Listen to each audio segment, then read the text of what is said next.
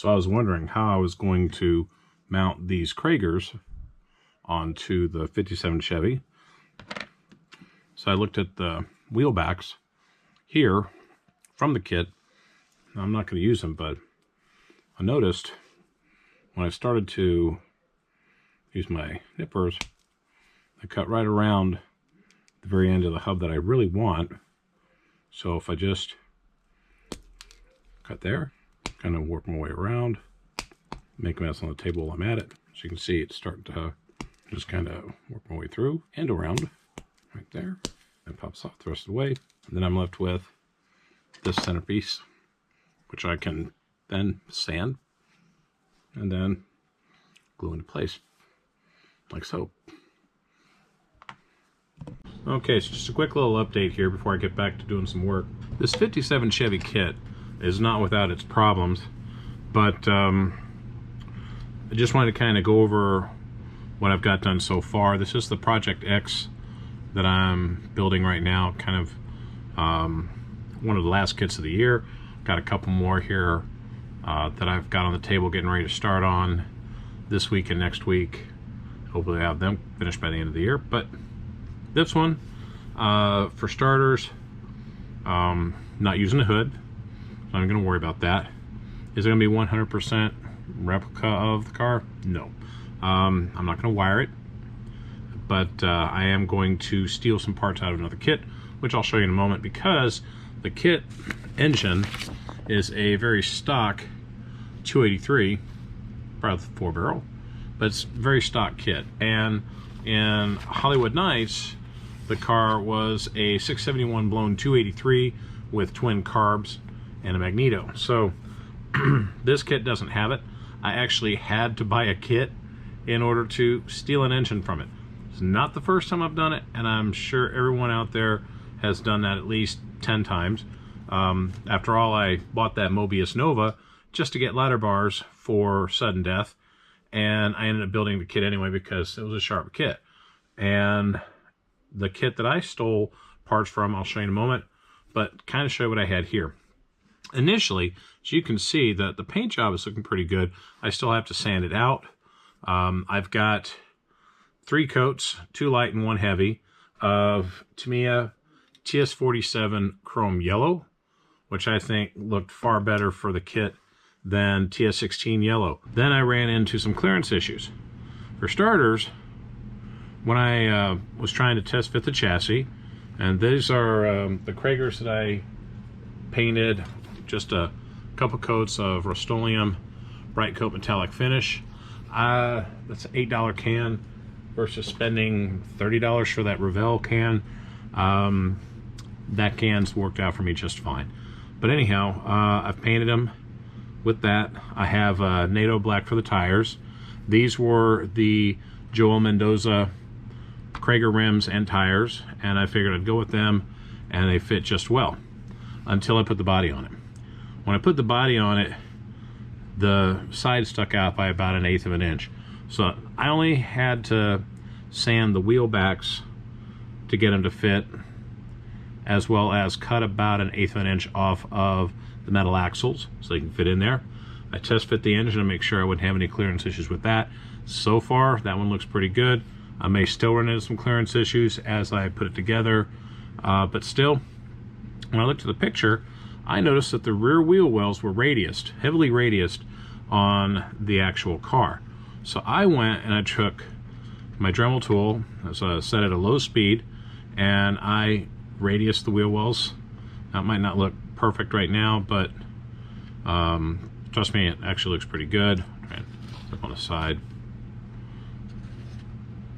It's got the rake that I want. It has 2 ride heights in the front, only 1 ride height in the back. I did, in order to get it to sit a little bit higher in the back, I cut off 2 pieces of plastic and put them on the rear part, kind of like shackles. But the front end, I used the lowest ride height, and so far looks pretty good. I'm going to stick with that. I'm going to see if I can find a radiator from one of my race cars and put that in there in that place, because the stock radiator is just not going to cut it.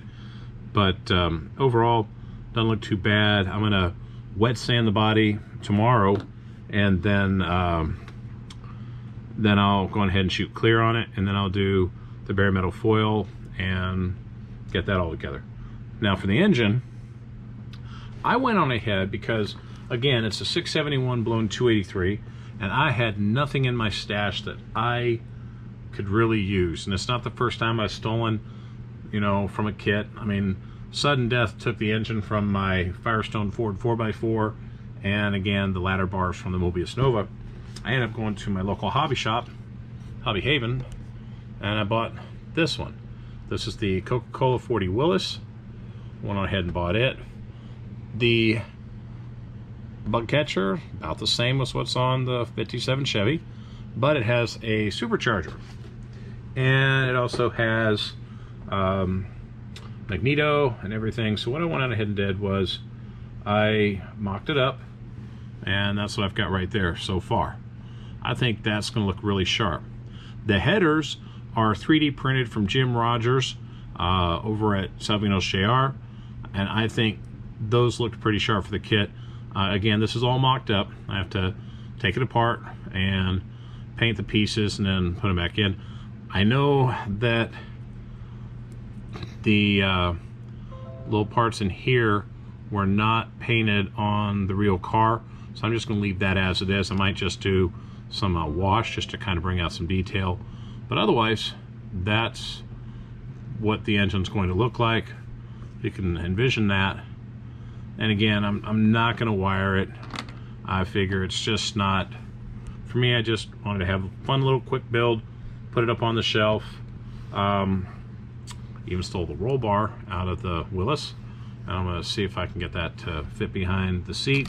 And just for fun, I went ahead and I stole the go pedal from the Willis as well. Now ultimately I'm gonna have to think something to do with the Willis, because when I started looking at the chrome on that, it has 2 sets of rims, and the tires are pretty sweet too. I might use them for a what if drag car or whatnot, but still, I don't know. I could probably pull something from Iceman Collection and put that in the kit as well. But for now, I got what I need for this car, and I just wanted to kind of show an update for that, and we're going to keep working at it.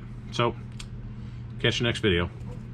Well, I'm happy to say I'm done with this kit. AMT did not make a good kit with this 57 Chevy. I'm sorry, but I just have to call it like I see it.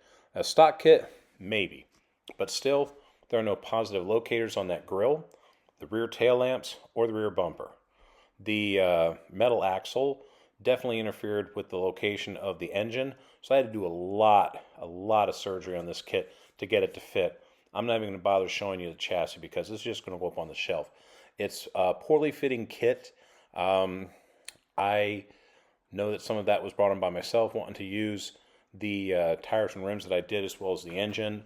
And with it interfering with the metal axle, I ended up having to cut the metal axle and then just super glue them in place so I can get the engine to fit. And then the headers that I used were great headers. However, they were a little too tall, if you will, stuck out from underneath the chassis. So as a result, I had to actually sand them down a bit. And it was a good thing I have extras, because those headers were great from Jim Rogers over at Salvino's JR. So I got extras. I'll use them for future kits. This kit, however, like I said, it just did not go together, final assembly, the way I was hoping it would. And then I had an issue myself where I was trying to use some super glue to mount the front bumper, and then somehow, as I was mounting it, the super glue got on the body. So I left it as it is, tried to clean up a little bit, so this paint and bodywork that I spent a lot of time on, sanding up to the 8000 grit and polishing it, it's not ruined, but it's also not good. You can see it when you get up close to the kit. You probably see it in the pictures. Still, it builds up decently. I know there are better 57 Chevy kits out there. I will build another Project X someday. I just wanted to see what this one looked like because I had this wild hair. I just wanted to do it and see what it would look like. I've got a grocery list of what I'd want to do for a real build of Project X, but I just wanted to show you that not every kit's going to be a good looking kit when it's done, at least in my eyes. Maybe somebody else will see that it looks good, but it's going to go up on the shelf, probably in the front for a while because it's a fresh build, but then eventually I'm just moving it to the back, kind of like what Carcraft and Popular Hot Rodding and Hot Rod Magazine did with the real Project X. Once it was done being tested and used and abused, they put it in the back corner to bring it back out 5 years later to throw another engine in it. So I'm going to look for another kit and eventually rebuild Project X to a better kit. But I just wanted to show you what I endured with this one. It fought me every step of the way. A blue painted, pre-painted, or I should say blue plastic, definitely bled through the kit with 3 coats of primer. And sorry, Terry, I had started repainting it. I did not use a primer sealer, so I highly recommend use a primer sealer. Terry Adams, he knows his stuff. You've seen his kits featured on this channel before, and his paint jobs are phenomenal. My paint jobs, they're a work in progress. They're getting better, but still, take it for what it's worth. Everybody builds great kits. Once in a while, we all build a stinker, and this one, I think, honestly, it kind of ranks as a stinker, at least in my eyes. If you like it, cool. I'm not going to harp on it too much. Like I said, it doesn't look too bad, but I'm going to put it up on the shelf, focus on the next kit, and go from there. So with that, keep building cool kits. Like, subscribe, hit the notification. I certainly appreciate each and every one of you watching these, and still working on trying to get ideas down for a subscriber giveaway since I have gone over 1,000 subscribers now. Again, continue support. Love it. But we'll get something together. We'll have a drawing soon.